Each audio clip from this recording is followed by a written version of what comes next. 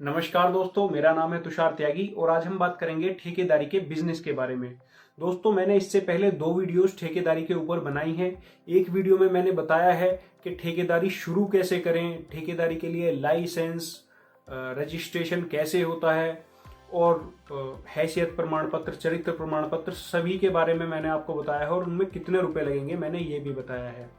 दूसरी वीडियो में हमने आपको बताया कि कैसे कितने रुपए से हम ठेकेदारी शुरू कर सकते हैं, हमें मिनिमम कितने रुपए चाहिए ठेकेदारी शुरू करने के लिए। अब उन वीडियो में एक हमारे यूजर हैं अजय कुमार जी, उनका कमेंट आया कि सर मुझे सीसी रोड, आरसीसी रोड और इंटरलॉकिंग और पेंट के काम करने हैं, डी क्लास का रजिस्ट्रेशन कैसे कराऊं और कौन से विभाग में काम करूं, मैं यूपी का रहने वाला हूं। अजय जी, ये काम, तीनों ही काम करने के लिए आप ग्राम पंचायत, क्षेत्र पंचायत, नगर निगम, नगर पालिका में अपने में नगर पंचायत में आप रजिस्ट्रेशन करा सकते हैं। इन विभागों में ये काम होते हैं, लेकिन जिला पंचायत में इंटरलॉकिंग के काम नहीं होते हैं। यूपी में अभी शासनादेश आया हुआ है, रोक लगी हुई है। बाकी सभी विभागों में इंटरलॉकिंग और आपके सीसी रोड और ये पेंट वगैरह मेंटेनेंस तो सभी विभागों में होता है। तो अगर आपको काम करना है तो सबसे बेस्ट आपके लिए यही रहेंगे आपकी लोकल बॉडीज। अगर आप गांव में हैं तो आप ग्राम प्रधान से बात कर, ग्राम पंचायत में और क्षेत्र पंचायत में काम करें। और यदि आप किसी कस्बे के या शहर के रहने वाले हैं, नगर पालिका, नगर पंचायत या नगर निगम है आपके यहाँ पे, तो आप उसमें काम करें। इनके 2 बेनिफिट हैं। एक तो आप लोकल में काम करेंगे, जहाँ से आप परिचित हैं, आपके लोग परिचित हैं वहाँ पे, तो वहाँ पे आपको बहुत सपोर्ट रहेगी काम करने में। और दूसरा, आपका जो संस्था है उसके चेयरमैन, उसके जो सभापति हैं, वो आपके अपने चुने हुए जनप्रतिनिधि होते हैं।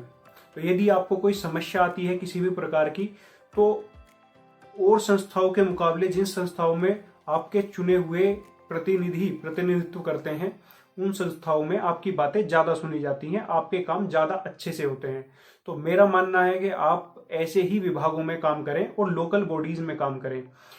रजिस्ट्रेशन का प्रोसेस, लाइसेंसिंग का प्रोसेस सेम रहेगा जैसे मैंने आपको बताया था। डी क्लास में भी आपका बस फीस कम हो जाएगी और आपकी जो सिक्योरिटी अमाउंट थी वो कम हो जाएगी, लेकिन आपको लगभग 1 लाख रुपया उसमें भी चाहिएगा, इंक्लूडिंग सिक्योरिटी अमाउंट।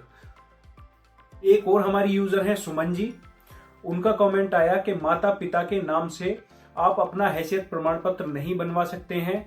उसके हैसियत प्रमाण पत्र बनवाने के लिए आपके खुद के नाम पे जमीन होने आवश्यक है। सुमन जी, आपने बिल्कुल सही कहा। माता पिता के, पेरेंट्स की प्रॉपर्टी के नाम से आप अपना हैसियत प्रमाण पत्र नहीं बनवा सकते हैं। लेकिन मेरे कहने का तात्पर्य था कि यदि आपके नाम पे प्रॉपर्टी नहीं है तो आप अपने माता पिता का हैसियत प्रमाण पत्र बनवा के उन्हें अपनी कंपनी में पार्टनर कर सकते हैं। यदि आप ऐसा करते हैं तो उनकी हैसियत प्रमाण पत्र आपके लिए चल जाएगा। ऐसा मैंने इसलिए बताया क्योंकि मेरे हिसाब से जो लोग ठेकेदारी शुरू करना चाहते हैं, ऐसे 90% लोगों के पास में जमीन नहीं होती है, अपने नाम पे जमीन नहीं होती है, उनके माता पिता के नाम पे जमीन होती है। तो उनके पास 2 ही ऑप्शन रह जाते हैं, या तो वो जमीन 40-50 लाख रुपए की ठेकेदारी के लिए खरीदें। लेकिन मेरे हिसाब से ये भी संभव नहीं है, हर किसी के पास इतने रुपए नहीं होते कि वो ठेकेदारी शुरू करने के लिए ही 40-50 लाख रुपए की जमीन खरीदे, क्योंकि उन्हें हैसियत प्रमाण पत्र बनवाना है। दूसरा ऑप्शन बचता है कि वो अपने पेरेंट्स से अपने नाम पे जमीन ट्रांसफर कराएं, वो भी सिर्फ इसलिए क्योंकि उन्हें ठेकेदारी शुरू करनी है। तो ये भी मेरे ख्याल से प्रैक्टिकल नहीं है। तो इसका सबसे बढ़िया ऑप्शन यही है, ज्यादातर लोग ऐसे ही कराते हैं कि वो अपने माता पिता के नाम पे हैसियत प्रमाण पत्र बनवाते हैं और फिर उसे उन लोगों को अपनी कंपनी में पार्टनर कर लेते हैं। तो उनका काम सोल्व हो जाता है और वो आगे ठेकेदारी कर सकते हैं। तो आज के लिए इतना ही, धन्यवाद। अगर आपको ठेकेदारी, रियल एस्टेट या किसी भी बिजनेस से संबंधित कोई भी क्वेरी है तो आप नीचे कमेंट बॉक्स में कमेंट कर सकते हैं। मैं पूरी कोशिश करूंगा आपको उस क्वेरी का आंसर करने की। तब तक के लिए धन्यवाद, फिर मिलेंगे अगली वीडियो में।